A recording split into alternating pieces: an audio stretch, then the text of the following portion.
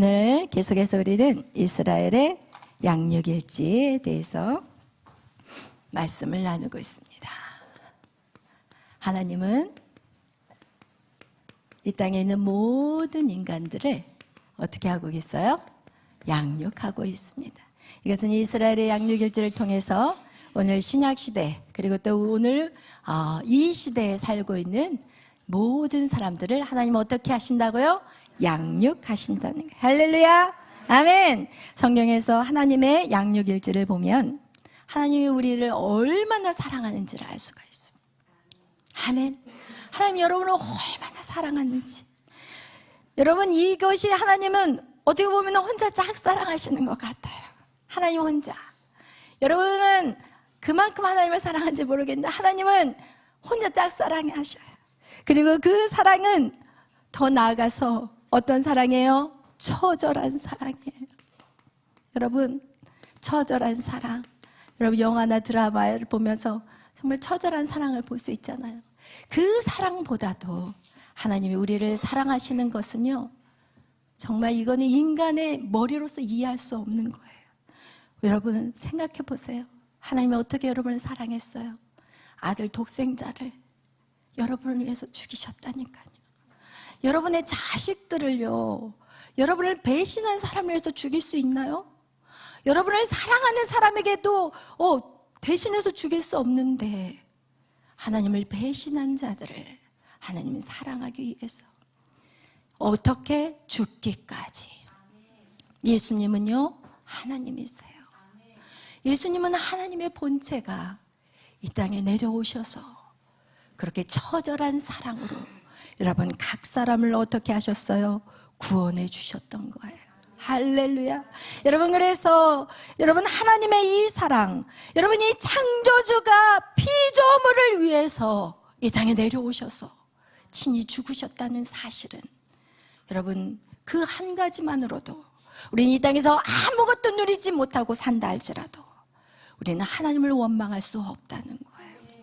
여러분의 환경, 여러분의 모든 가진 것들 아무것도 없다 할지라도 나를 위해 죽으신 그 하나님, 그 하나님이신 그분이 이 땅에 와서 나를 위해서 죽으시고 영원한 생명을 주셨다면 여러분 그것을 진짜 여러분의 심령으로 받은 사람이라면 하나님 왜 나는 돈 안 주세요? 하나님 나 왜 건강 안 주세요? 하나님 나 이게 왜 이 모양 이 꼴로 살아요? 이런 말을 할 수 있다 없다? 없다. 할렐루야. 여러분 정말 하나님의 그 놀라운 은혜와 사랑에 여러분 너 깊이 잠기시기를 예수의 이름으로 축원합니다. 하나님은 그 성경을 통해서 우리에게 계속해서 보여주는 건 무엇이냐? 하나님의 사랑을 표현하고 있어요. 그래서 하나님은 이스라엘을 통해서 하나님의 얼마나 이스라엘을 사랑하고 내가 너를 절대 포기하지 않아. 여러분 이곳에 있는 여러분을 하나님 절대로 포기하지 않았어요. 여러분이 어떤 모습이든지 하나님 여러분을 끝까지 어디로 끌고 가세요? 새 예루살렘 영원한 천국으로 하나님은 끝까지 여러분을 끌고 가실 거예요. 아멘. 할렐루야. 하나님은 오직 여기밖에 관심이 없어. 왜? 여기서 여러분하고 영원히 살고 싶으니까. 여러분 생각해 보세요. 행복한 가정이 있는데 내 자식이 한 명이 떨어져 나갔다고 생각해 봐요. 행복할 것 같아요? 절대 행복하지 않아요. 그렇기 때문에 하나님은 끝까지 여러분을 이곳까지 끌고 간다는 거 여러분 꼭 기억하시길 바라요. 아멘. 여러분 이렇게 하나님은요 이 사랑을 표현하시는데 어떻게 이스라엘 백성을 키우기 위해서 하나님의 방법은 어떤 방법이냐?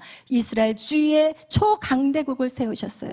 그것이 바로 애굽이라는 나라요, 그것이 아수르요, 그것이 바벨론이었고요, 그 나라가 또 페르시아였고요, 그 다음에 헬라였고요, 그 다음에 로마였어요.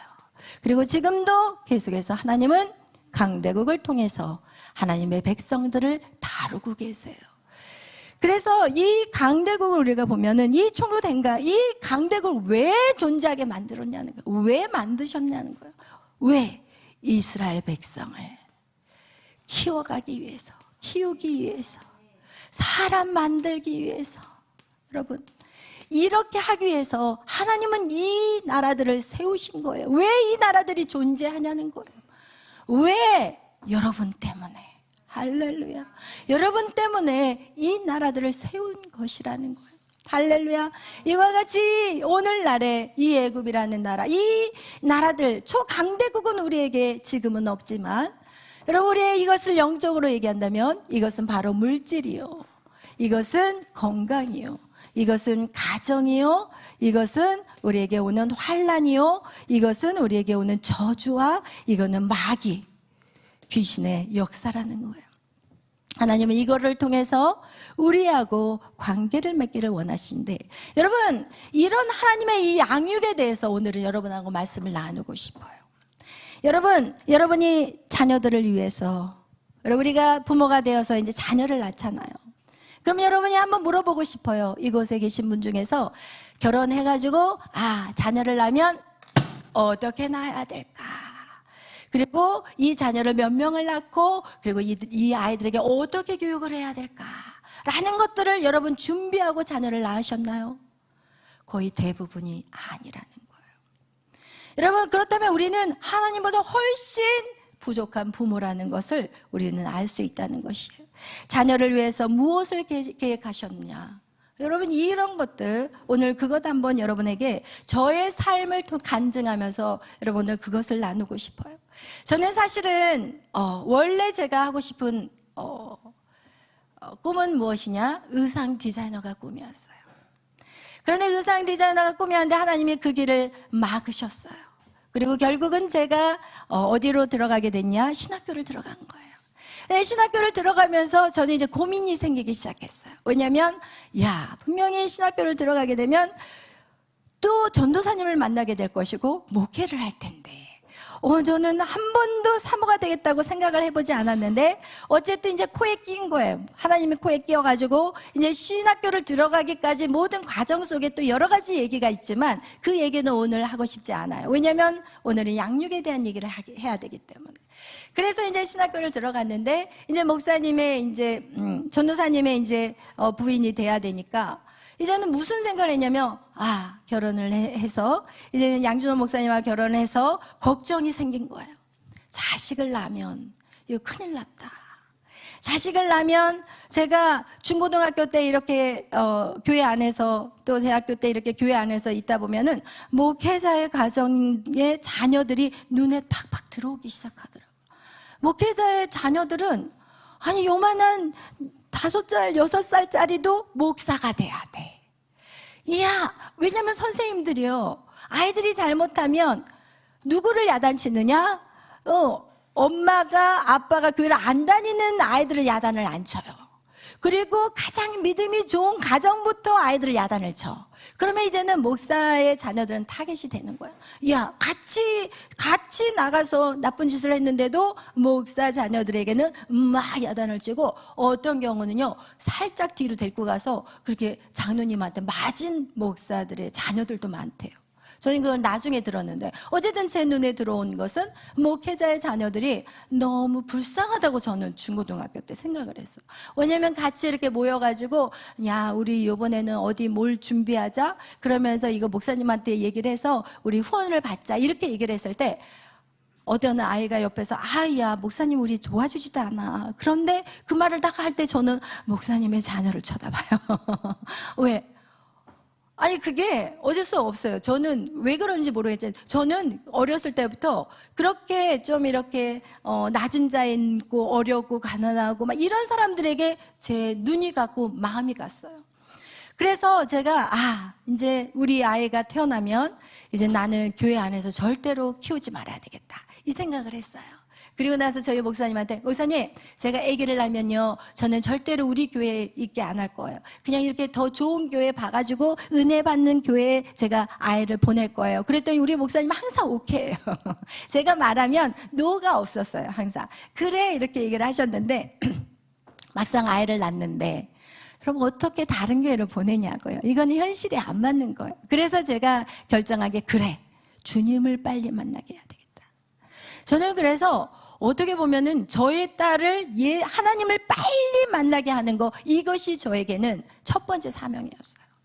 그래서 이 아이를 어떻게 구체적으로 어떻게 이 아이를 키울 것인가 이거에 대해서 저는 굉장히 많이 고심을 했던 사람이에요. 왜냐하면 목회자의 자녀들이요, 진짜 지금요, 자파 목사님들요, 가정 보세요. 다 깨진 가정들이에요. 그냥 돌보지 않고 자녀들을 믿음으로 키워놓지 않았기 때문에. 그리고 목사들이 이제 목사님하고 사모님하고 앉아가지고, 야, 저 성도는 말이야, 맨날 우리한테 뭐라고 하고, 저 성도는 이렇게 하고, 저 성도면서 맨날 부정적인 얘기를 누구 앞에서 할까요? 아이들 앞에서 해요. 그럼 그 아이들은 이 교회가 다 원수마귀 사탄, 사람 성도들이 아니라 다 원수마귀 사탄들만 모여있는 그런 집합체, 그리고 우리 아버지를 늘 공격하는, 그리고 엄마를 힘들게 하는, 이런 식으로 생각을 하거든요. 그래서 저는 절대로 애 앞에서는 교회에게 부정적인 얘기를 하지 말아야 되겠다. 이게 저한테 철칙이었어요. 그리고 또 두 번째, 시간만 나면 이 아이에게 말씀을 가르쳐야 되겠구나. 그래서 제가 교회 주일학교에다 안 맡겼어요. 저는 시간만 나면 이 성경을 가장 쉬운 방법으로 동화같이 어렸을 때부터 노아 할아버지가 있었어요. 배를 만들고 이러면서 막 재밌게 하면 애들이 훅 빠져가지고 엄마 그 다음은 뭐야? 이러면서 진짜 이 말씀을 이 아이에게 어떻게 하나님이 말씀하시면 모래를 가지고도 성을 쌓을 수 있다. 이렇게 이 아이가 말씀에 완전히 하나님을 믿는 그런 어떤 말씀을 가르치는 그런 시간들이 있었어요. 그리고 이 아이가 이제는 미국에서 이제 한국으로 들어왔을 때가 초등학교 이제 6학년을 졸업하고 이제 중학교 1학년을 준비할 때였어요. 그럴 때 저는 딱 이제는 이 아이가 방언을 받아야 되겠구나.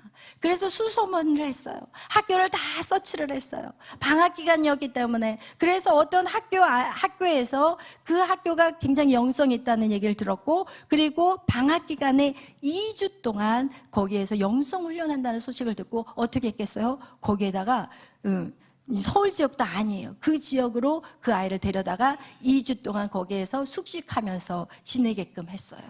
그리고 나서 그 아이가 어떻게 됐냐? 그 성령을 받은 거예요. 거기서 방언이 터지기 시작한 거예요. 그리고 나서 이 아이가 이제는 학교를 들어갔는데, 이제는 제 능력으로 그 학교를 들어간 건 절대 아니에요. 하나님이 제가 주를 위해서 헌신하면서 하나님 앞에 이런 기도를 했어요. 하나님, 저는요 주를 위해서 제가 헌신을 다해서 죽을 힘을 다해서 헌신할 거니까 제 아이만은 주님이 책임져 주세요 라는 기도를 제가 했거든요. 그리고 나서 한국에 들어올 때 사실은 일반 한국인 학교에 들어가야 되는데, 하나님이 지인을 통해서 이 아이를 SFS라는 포린 스쿨, 연희동에 있는 어떻게 보면 최고의 국제학교인데, 거기 학교를 그분이 7년 동안 돈을 다 대주셨어요. 저는 일전 한 푼도, 과외비조차도 그분이 다 대주신 거예요. 그래서 제가 그 아이가 졸업할 때쯤 얼마가 들었나 계산을 해봤어요. 그랬더니 2억 7천이 들었더라고요. 여러분, 제가 밖에 나가서 죽을 똥 살똥 하면서 돈을 벌어다가 교회에 필요한 거 아이 교육시키고 이렇다면 이 교육을 시킬 수가 없는 거예요. 저는 그냥 주를 위해서 할 거니까 주님 다 책임져 주세요. 그러면서 이 아이를 이제는 그 SFS 스쿨을 집어넣었더니, 또 이제 그 학교에 딱 들어가가지고 너무 다 잘 사는 애들만 있는 거예요. 다들 회장이에요. 다들 회장집 딸, 아들. 그리고 63빌딩 손자도 왔었어. 다니고, BMW 막, 다들 기사가 운전하고 와요.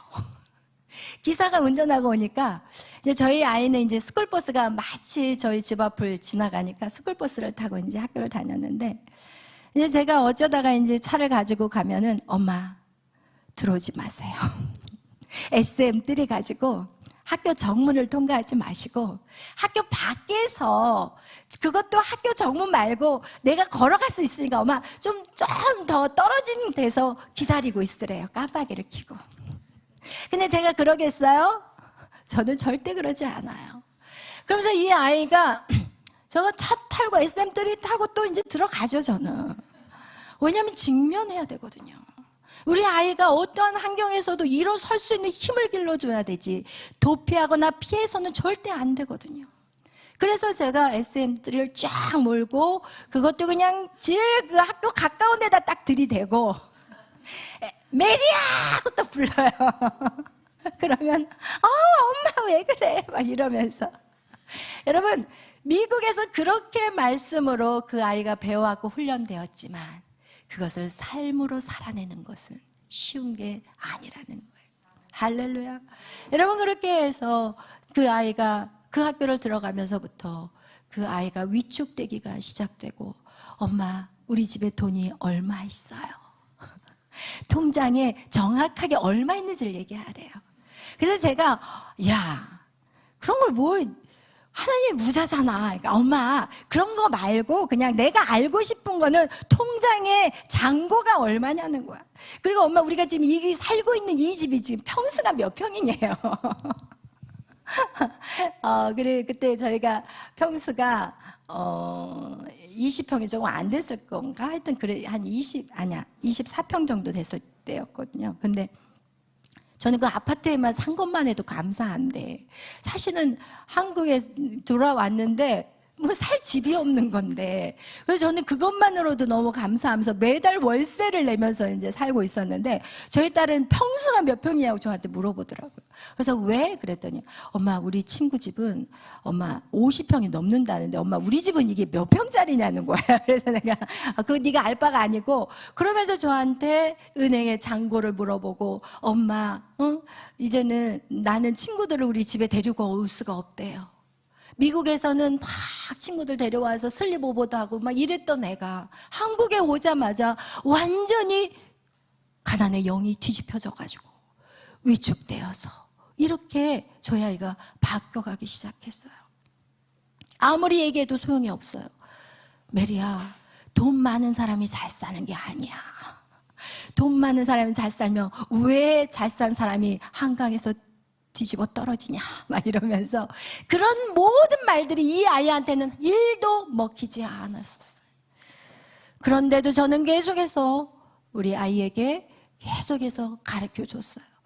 그리고 나서 이 아이가 성령을 받았는데, 방언이 터졌는데도 불구하고, 그러면서 그 아이가 위축되어서 중학교 때를 지나고 고등학교 2학년, 1학년, 2학년이 되었을 때 이젠 그 아이가 학교의 삶을 보면서 하나씩 깨닫기 시작하더라고요.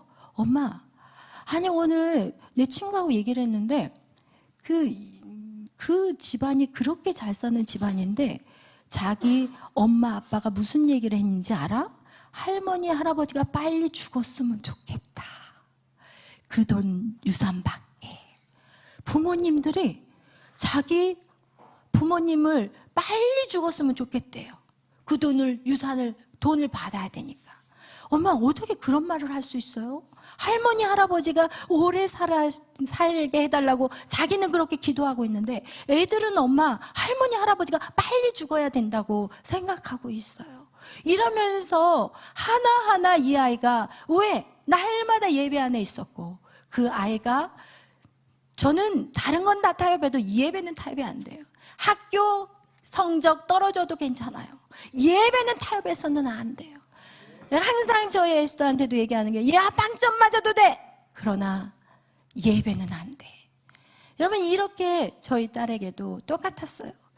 그래서 이 아이가 예배 안에 있기 때문에 이제는 점점 눈이 열리기 시작했고, 그리고 나서 친구들을 보니까 친구들이, 거기가 크리스찬 스쿨이에요. 포린 스쿨, 거기 연희동에 있는 SFS가 100년 된 선교사가 세운 100년 된 학교거든요. 그런데 아이들이 고등학교가 되니까 화장하기 시작하고, 그리고 나서 어디를 가요? 클럽을 가요. 그러고 나서 어떻게 해요? 뒤집어 같이 자버리고. 여러분, 이런 일들이 이 아이의 눈에 이젠 점점 들려오기 시작하고 보여지기 시작하는 거예요. 그러면서 이 아이가 엄마, 학교에서 이런 일이 있었어요. 이러면서 이 아이가 이제는 그것이 얼마나 하나님 안에 사는 것이 얼마나 축복인지. 그러면서 이런 얘기도 했어요. 엄마, 내 친구는요, 일주일에 용돈이 30만 원이래요. 그래서 맨날 걔한테 얻어먹는데요. 그래서 야, 지혜롭게 얻어먹어라. 이렇게 얘기는 했지만 돈이 돈 같지가 않은 거예요. 그런데 이 아이가 하는 말이, 엄마, 돈을 그렇게 써서는 안 되는데, 이러면서 가르쳐주지도 않았는데. 여러분, 예배 안에서 하나하나 이것들이 회복돼 가는 것들, 그리고 여러분, 부자가 절대 돈을 많이 가지고 있는 것이 부자인 것이 아니라는 것을 그렇게 설명을 했을 때는 이해를 못했는데, 예배 안에서 그 아이들이 눈을 뜨기 시작하고 계속해서 그 가운데서 이기고 치고 나가니까 이 아이가 점점 어떻게 하기 시작하느냐, 정말 영적인 눈이 열려지기 시작한 거예요. 그러면서 어느 날 금요일 날 기도를 하는데 대성통곡을 하는 거예요, 고등학생이. 그래서 기도가 끝난 다음에 메리야, 왜 그렇게 울었어? 뭐가 그렇게 슬퍼? 그랬더니 엄마, 내가 하나님 앞에, 하나님, 나 공부 잘해야 되겠어요. 우리 엄마 아빠를 이제 의지할 수가 없어요. 우리 엄마 아빠한테 나을 게 아무것도 없어요. 막 이러면서 이제 기도를 막 하는데 하나님이 어떤 마음을 딱 주냐면 이 영혼을 품는 마음을 주셔버려요. 그래서 기도하다가 이 아이가 통곡한 게 뭐냐면 영혼들이 너무 불쌍한 거예요. 죽어가는 영혼들이 너무 불쌍한 거예요. 그러면서 이 영혼들이 막 자기 안으로, 이 심령 안으로 막 들어오면서 거기서 막 통해하고 막 이 자기 표현이 뭐냐면 이 창자가 끌어올라서 밖으로 튀어나오는 것 같은 통증을 느꼈다고 얘기를 하더라고요. 근데 저는 그 통증은요, 바로 하나님이 우리를 향하신 통증이에요. 길 잃어버린 양 한 마리를 찾기 위해서 99마리를 그곳에 두고 한 마리를 찾아 헤매는 주님의 마음, 그 마음이요, 이 가슴이 찢어지는 마음이에요. 여러분의 자식들의 삶 속에서 여러분이 어떤 안타까운 상황을 봤을 때 부모의 마음이 어때요? 찢어지잖아요. 하나님도 똑같아요. 여러분의 신앙생활을 제대로 했을 때와 신앙생활 제대로 못했을 때 하나님 마음이 어떻게 돼요? 완전히 찢어져요. 그래서 그 아이가 벌써 하나님의 마음을 그 기도하면서 그것을 받아버린 거예요. 그것이 뭘까요? 바로 비전이라는 거예요. 할렐루야. 여러분, 이 비전이라는 것은 여러분 바로 생겨지는 게 절대 아니에요. 여러분에게 만약에 비전을 줘버리면은 다 도망가 버려요. 내가 그거 못해요, 할 수 없어요. 그러나 여러분이 하나님 앞에 붙어 있으면서 예배 가운데서, 그리고 세상과 싸우면서 전투하면서 네가 정말 이 세상을 좋아할 것이냐 하나님을 선택할 것이냐, 이 길에서 여러분 하나님을 하면 할수록 여러분에게 어떻게 되느냐, 여러분이 사명을 감당할 수 있는 능력과 힘이 얻어지게 되는 거예요. 할렐루야, 아멘. 여러분이 이렇게 그 아이의 삶 속에서, 제가 왜 이렇게 여러분에게 말씀을 드리냐면은, 이렇게 우리가 하나님도 우리를 양육하듯이 우리 부모도 자녀들을 양육해 줘야 된다는 거예요. 여러분, 대학을 졸업할 때도 제가 무슨 기도를 했냐면, 하나님, 대학을 졸업하자마자 결혼하게 해주세요. 다른 사람들은 이렇게 얘기를 하시더라고요. 목사님, 그 사랑하는 딸을 빨리 보내서 얼마나 안타까우셨어요.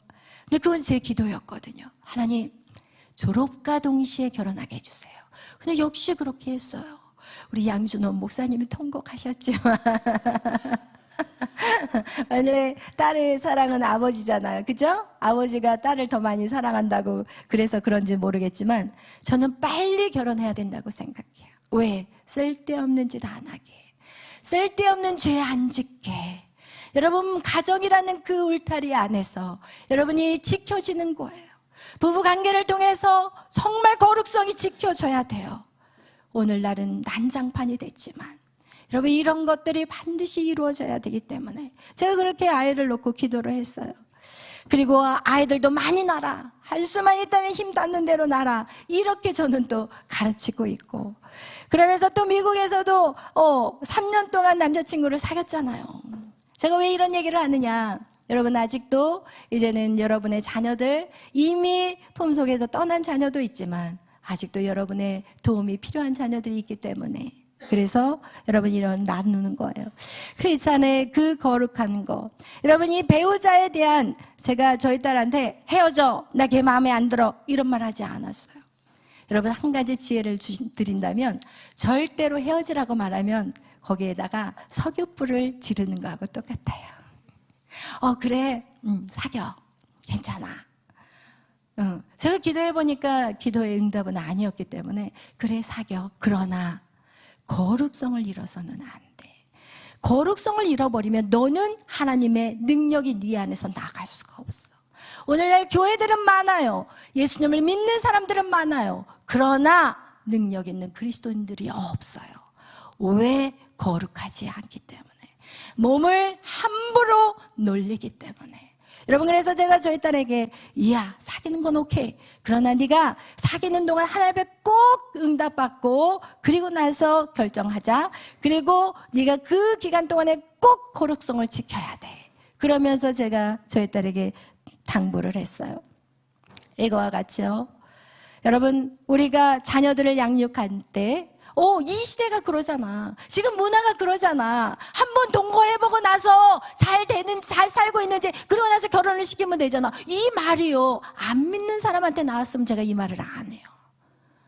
믿는 집사님들 입에서 이런 말들이 나와요. 한번 살아보면 되지 않냐고. 여러분도 여기서 결혼하신 남편과 아내들 계시잖아요. 한번 살아보니까 어때요? 살 사람 한 명도 없어요. 다 발로 차버리고 싶어요. 아니, 솔직하게 한번 살아보고 나서 마음 든 사람 여기 한번 손 들어보세요. 없잖아요. 손 들까 봐 걱정했는데 한 명도 없어요. 여러분, 우리가 이렇게 양육이라는 거, 저는 이 아이를 키우면서요, 저의 지혜라고 저는 생각하지 않아요. 제가 예배 안에 있었고 말씀 안에 있었기 때문에 순간순간 하나님이 저에게 떠오르게 하셨어요.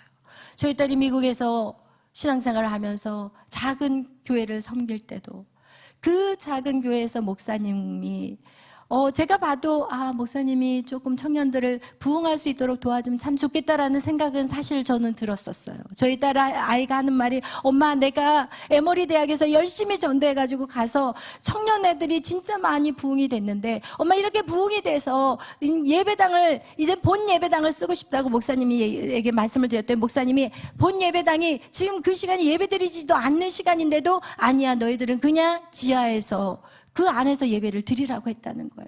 그러면서 엄마 너무 속상해요. 그런 얘기를 저한테 했을 때, 메리야, 분명히 목사님이 이유가 있을 거야. 뭔가 너희들이 목사님에게 좀 섭섭한 일을 했을 수도 있을 것 같아. 그렇다면 너희는 열심히 거기를 치우고 지하실을 더 해가지고 그 안에서 예배 드리면서 목사님한테 찾아가서, 목사님, 저희 청년으로서 목사님의 사역에 도움이 될 수 있는 일들이 있다면 말씀해 주세요 라고 목사님에게 말씀을 했고, 그리고 나서 목사님이 그때서야 마음 안에 있는 것들을 오픈하시고, 그리고 나서 정말 청년들하고 융화되어서 그렇게 사역을 아름답게 또 이루어갔다는.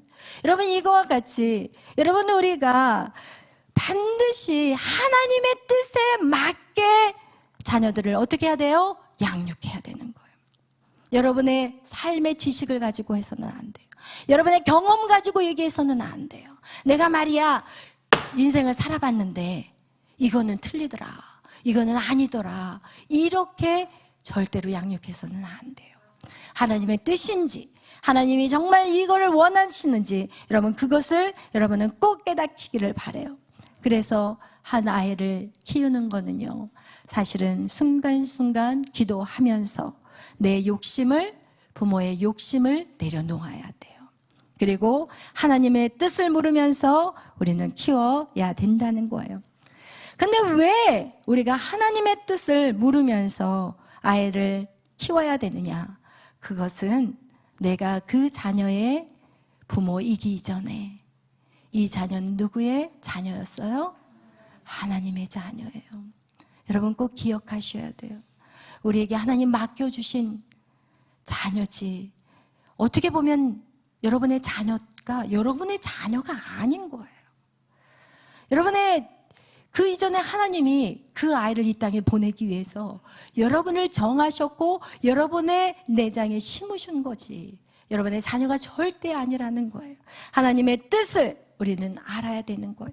그래서 인간의 방법이요, 인간의 능력이 아닌 하나님의 뜻으로 우리는 자녀를 양육하는 것이 바로 하나님의 뜻이라는 거예요. 여러분, 그래서 우리가 이렇게 자녀들을 양육할 때 왜 힘든지 아세요?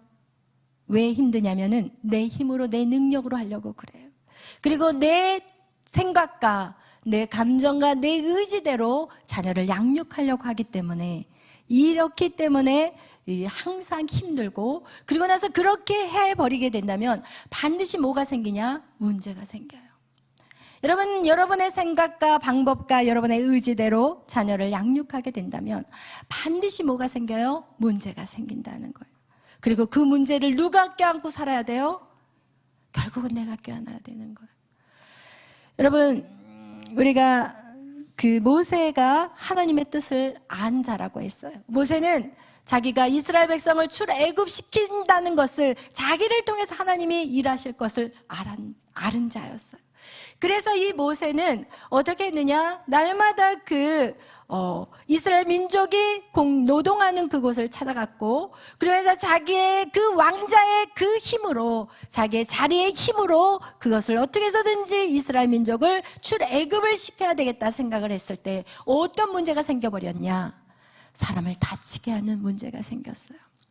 여러분, 여러분의 힘으로, 여러분의 능력으로 하나님의 뜻을 이룰 때 여러분은 어떤 문제가 생기냐? 사람들이 다쳐요. 누가 다치냐? 여러분의 자녀들이 다쳐요. 여러분의 자녀들이 아파요. 그런데 부모들은 그것을 몰라요. 그러나 하나님의 뜻을 알고, 그리고 정말 하나님의 방법대로 한다면 거기에는 문제가 없어요. 그러나 그것을 인내하고 따라간다는 것은 절대 쉽지 않아요.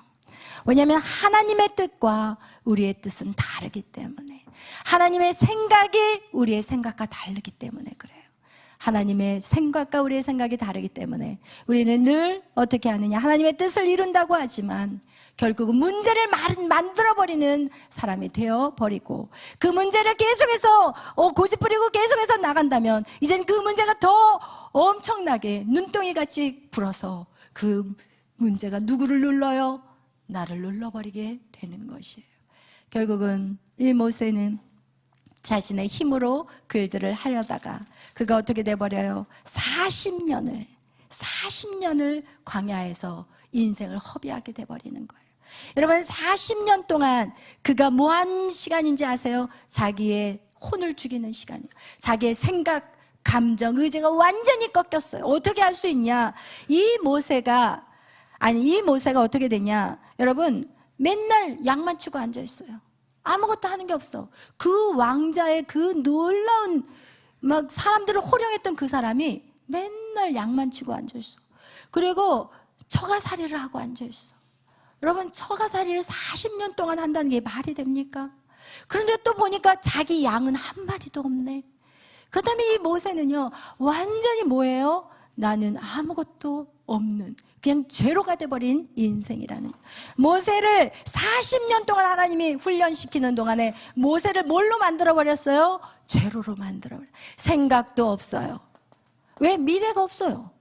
그리고 감정도 이제는 없어요. 의욕이 없어. 의지가 없어. 그냥 40년 동안 그 자기 장인어른 양이나 치고 앉아있고 아무런 꿈도 없고 희망도 없고 아무것도 없어. 뭐가 돼버렸어요? 제로를 만들어버렸어요. 그때 하나님이 뭐 하세요? 호렙산의 떨기나무에 불로 임하셨어요. 여러분, 하나님은 여러분을 제로로 만들기를 원해요. 하나님이 개입하셔서 일하고 싶으시니까 여러분의 생각과 감정과 의지가 제로가 되기를 원해요.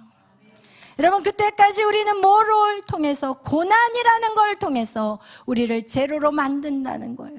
그때부터 일하기 시작하는 거예요. 여러분, 제가 이렇게 사역을 하면서 어떤 사람이 쑥쑥쑥 자라는 거를 아냐면, 아무것도 모르는 사람이 딱 교회 들어오면요, 그 사람 100%예요. 그냥 40일 말씀 양육하면서 막 성령 불받아가지고 막 방언 터지고 막 환상 보고, 여러분, 하나도 모르는 사람이 오히려 들어온 게 오히려 가르치기가 너무 좋아. 그런데 좀 알고 오신 분들은, 목사님, 우리 교회 먼저 있는 교회는 이랬어요. 목사님, 이렇게 이래서 저 생각은 틀려요. 제가 하나님의 음성을 들었을 때는 이거고 저거예요. 여러분, 이래버리면 그 사람은 어떻게 해요? 못해. 저도 못해. 근데 중요한 건 하나님도 못해. 하나님의 방법은요, 네 능력으로 싫다는 거예요. 하나님의 능력으로 하고 싶다는 거예요. 네 힘으로 싫다는 거예요. 너의 학벌로 싫다는 거예요. 너의 위치 싫다는 거예요. 다 하나님 걸로 하고 싶다는 거예요. 하나님, 그래서 성경은 말해요. 빌립보서 4장 13절에 내게 능력 주시는 자 안에서 내가 하고 싶어. 내 능력 가지고 했으면 좋겠어. 네 능력이 아니라 내 능력 가지고 했으면 좋겠어. 이것이 바로 하나님의 양육 방식이라는 거예요.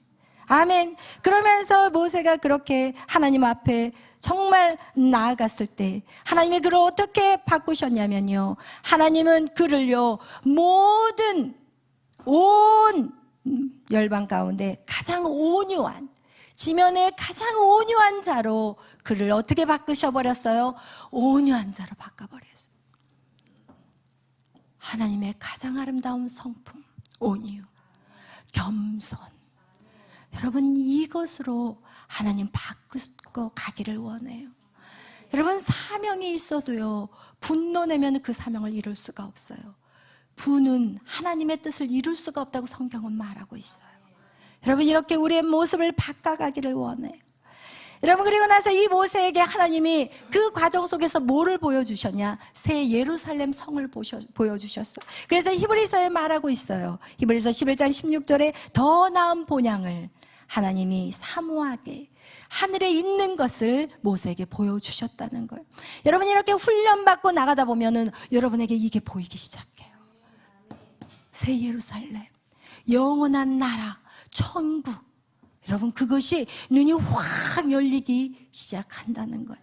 할렐루야, 아멘. 그래서 제가 이 천국에 대해서 왜 하나님께서 이 천국에 레벨을 두셨을까? 이 땅에서는 레벨이 있으면 그냥 이 땅이니까 그러겠지만 왜 꼭 천국 가서도 어떤 사람은 다스리는 자요, 어떤 사람은 다스림을 받는 자요, 어떤 사람은 진짜 커다란 성을 주고 어떤 사람은 꽃밭에서 살아야 됩니까? 라는 생각을 해봤어요. 그런데 그 내용의 말씀이 누가복음 19장에 나와 있어요. 우리가 다 같이 누가복음 19장 한번 찾아보겠어요. 누가복음 19장 말씀.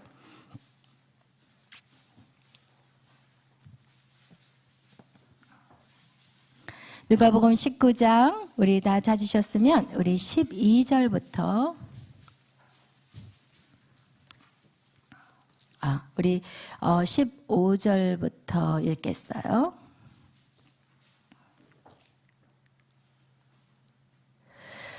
다 같이 읽겠습니다. 귀인이 왕위를 받아가지고 돌아와서 은화를 준 종들이 각각 어떻게 장사하였는지를 알고자 하여 그들을 부르니 그 첫째가 나와 이르되 주인이여 당신의 한 문화로 10문화를 남겼나이다. 주인이 이르되 잘하였다 착한 종이여 내가 지극히 작은 것에 충성하였으니 10골 권세를 차지하라 하고 그 둘째가 와서 이르되 주인이여 당신의 한 문화로 5문화를 만들었나이다. 주인이 그에게로 이르되 너도 5골을 차지하라 하고 또 한 사람이 와서 이르되 주인이여 보소서 당신의 한 문화가 여기 있나이다. 내가 수원으로 쌓아두었나이다. 우리 24절 곁에 있는 자들에게 이르되 그 한 문화를 빼앗아 10문화 있는 자에게 주라 하니 아멘. 할렐루야. 아멘. 여러분, 지금 이게 어떤 내용이냐면 지금 그 귀인이라는 사람이 왕의 자리를 이제 가서 왕의 됨을 얻기 위해서 그 잠시 시간을 그곳으로 가는 동안에 그 종들을 불러다가 한 문화씩 나눠준 거예요. 그리고 한 문화씩 나눠주면서 네가 이걸 가지고 장사해라. 그러면서 이 귀인이 왕의 권세를 가지고 다시 돌아왔어요. 그리고 나서 어디 너희들이 번 거를 한번 보여줘라. 그랬더니 한 문화 받은 사람이 10문화를 남겼어요. 그리고 한 문화 받은 사람이 5문화를 받았어요. 근데 한 문화를 나눠준 사람이 그냥 하나를 땅에 고이 간직해서 받았어요. 여러분, 여기에 놀라운 의미가 있어요. 예수 그리스도가 왕위로 다시 이 땅에 오실 때 여러분에게 가져와 봐라. 너희들 가져와 봐라. 이렇게 말하실 거예요. 그런데 10문화를 남긴 사람에게 뭐라고 얘기해요? 10골의 권세를 준다는 것은, 여러분, 이것은 이 땅에서의 권세가 아닌 거예요. 새 예루살렘에서 권세를, 10골을 다스릴 수 있는 권세를 주신다는 거예요. 그리고 그 한 문화를 준 하나 남긴 그 사람의 것을 뺏어가지고 누구에게? 가장 수고한 자에게 하나님이 주시는 것을 본다면, 여러분, 이 땅에서 우리가 무엇을 위해서 살아야 될지 우리 다시 한번 여러분 생각해 봐야 될 시간이라는 거예요. 아멘. 여러분, 사단은 우리에게 자꾸 보이는 이 세상에 현혹을 시키지만 우리는 보이지 않는 영원한 나라, 우리가 영원히 살 아버지가 우리를 지금 부르고 있는 이곳에 우리는 그 일을 위해 준비하셔야 되는 거예요. 아멘. 그 길을 가는 길은 결코 쉽지 않아요. 왜냐하면 사단이요 만만치 않아요. 여러분, 어떻게 하느냐? 죽을 것 같이 힘들게 만들어버려요. 여러분이 환경 가운데 죽을 것 같이 힘든 시간들을 만들어요. 그래서 여러분, 우리가 이 사단과의 전쟁이 우리는 반드시 우리 안에 있어야 되는 거예요. 첫 번째 전쟁은요, 나 자신과의 전쟁인 거예요. 여러분, 우리가 자신과의 전쟁에서 지면은요, 우리는 아무것도 할 수가 없는 거예요. 그것이 뭐예요? 나의 혼과 싸우는 시간이에요. 내 생각, 내 감정, 내 의지대로 내가 내 자녀를 키우느냐, 아니면 진짜 하나님의 뜻에 맞는 방법으로 자녀를 양육하느냐, 이건 너무나도 달라요. 여러분, 그렇게 하나님의 방법으로 자녀를 양육해 놓을 때 그의 자녀들이 이제는 어때요? 메리를 그렇게 양육을 했더니 이 메리가 세상에 나가서 이제는 거기서 싸우는 일이 일어나는 거예요. 하나님의 말씀과 세상의 가치 기준과 부닥치는 시간이 온다는 거예요. 그런데 첫 번째, 이 영적인 싸움에서 이 아이가 하나님의 말씀으로 회복되지 않은 상태에서 이 영적 전쟁을 한다면 이것은 절대로 이길 수 없는 전쟁이라는 거예요. 그런데 우리는 우리의 자녀들을 그렇게 세상에 다 내보내버렸고, 그리고 그 아이들이 고통 가운데 신음하는 것조차 우리는 먹고 사느라고 관심이 없는 거예요. 그러나 정말 중요한 것은 우리의 아이들의 영혼들을 생각하셔야 돼요. 이 아이들의 영혼은 어떻게 하실 거냐고요. 이 아이들이 그런 상태에서 결혼을 하고 그런 상태에서 또 뭔가 사업을 하고 일터에서 직장을 다닌다면 이 아이들이 견뎌낼 수 있냐는 거예요. 절대 못 견뎌요. 절대 못 견뎌요.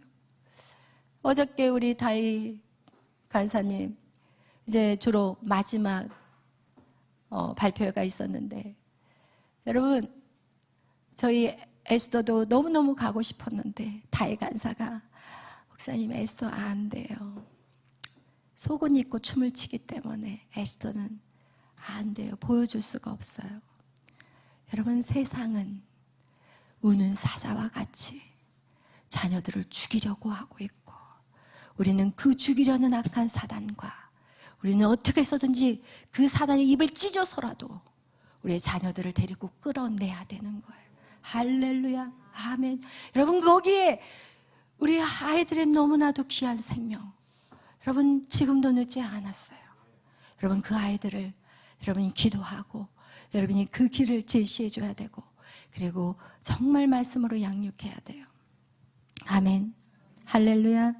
그래서 여러분, 우리가 이런 아이들이 세상의 법과 성령의 법으로 싸우는 그런 시간들을 통해서 이 아이들이 영적인 힘을 기르기 시작하면 이제는 이 아이들이 어떤 일들을 할 것이냐, 이 땅의 정치, 경제, 사회, 모든 종교, 교육, 미디어와 예술 분야에 다 들어가 줘야 돼요. 그리고 거기서 그 땅을 찾아와야 돼요. 우리는 항상 어떻게 자녀를 키우냐, 여러분, 사단에게 방어하는 자녀만 키웠어요. 그러나 이제는 안 돼요. 사단을 공격하는 자녀들로 키워야 되는 거예요. 싸움에 능한 용사들로 키워야 되는 거예요. 싸움에 능한 용사. 여러분, 그런 사단의 그 땅 빼앗아버린 빼앗겨버린 선악과로 말미암아 빼앗겨버린 그 모든 영역들을 우리의 자녀들이 다 차지해야 돼요. 여러분, 그 일들을 위해서 여러분, 눈에 보여지는 것들을 쫓아가지 마시고, 내 자녀가 지금 먹고 살아야 되는데, 내 자녀가 지금 이거 했으니까 이거를 해야 되는데, 여러분, 이건 세상의 관점을 버리시기를 바라요. 우리 아이 자녀들이 지금 아무것도 안 하는 게 아니에요. 지금 내공을 키워가고 있는 거예요. 이 성령의 내공, 이 성령의 이 전신갑주를 입는 시간들. 여러분도 20년이라는 자녀를 키워봤잖아요. 그런데 왜 성령의 내공을 키우는데 1, 2년, 3년이라고 왜 이렇게 기냐고 말하지 마시라는 거예요. 왜? 20년 키우는 걸 다 걷어내고 새롭게 키우려고 하니까 이거는 보통 힘든 게 아니에요. 그래서 제가 결정한 게 학교를 세워야겠다. 어린아이부터 학교를 세워야 되겠구나. 어렸을 때부터 말씀으로 완전히 세뇌를 시켜버려야 되겠구나. 왜? 걷어내는 게 너무 힘들어요.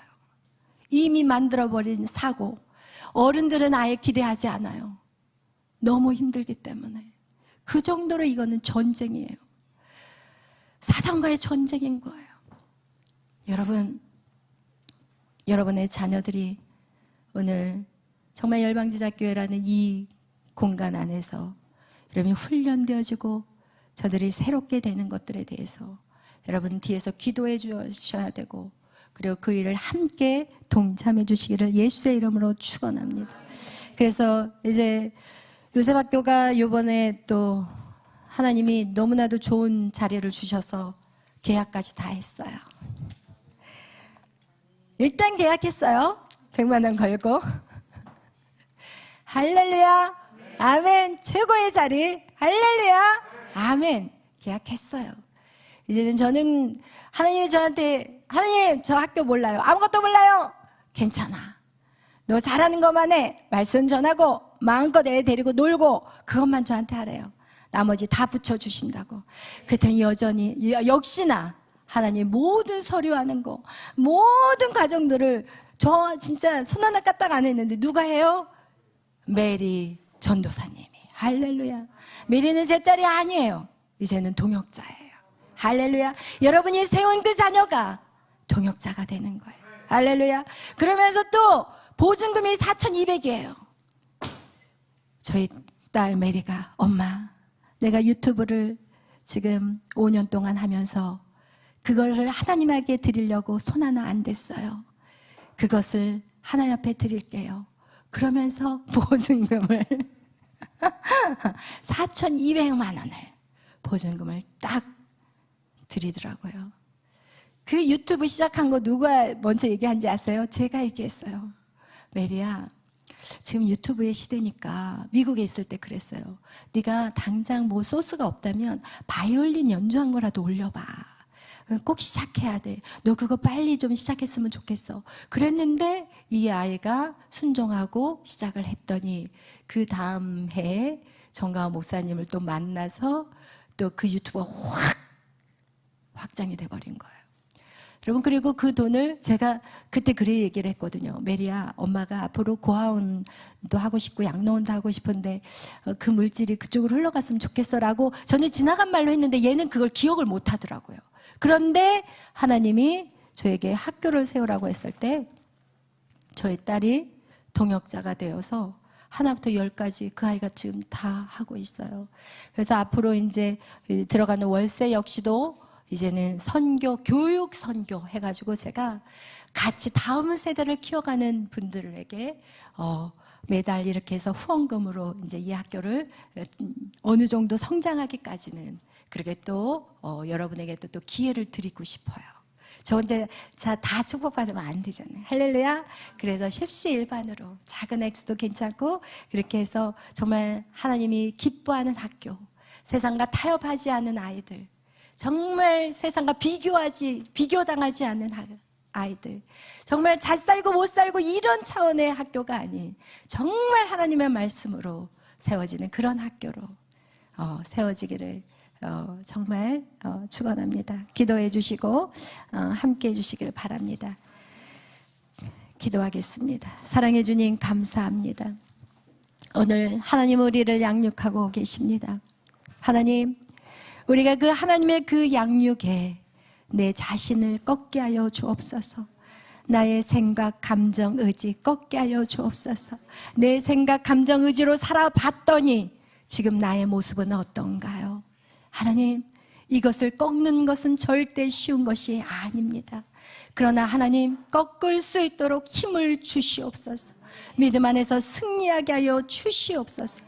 감사하며 예수님의 이름으로 기도하였습니다. 아멘.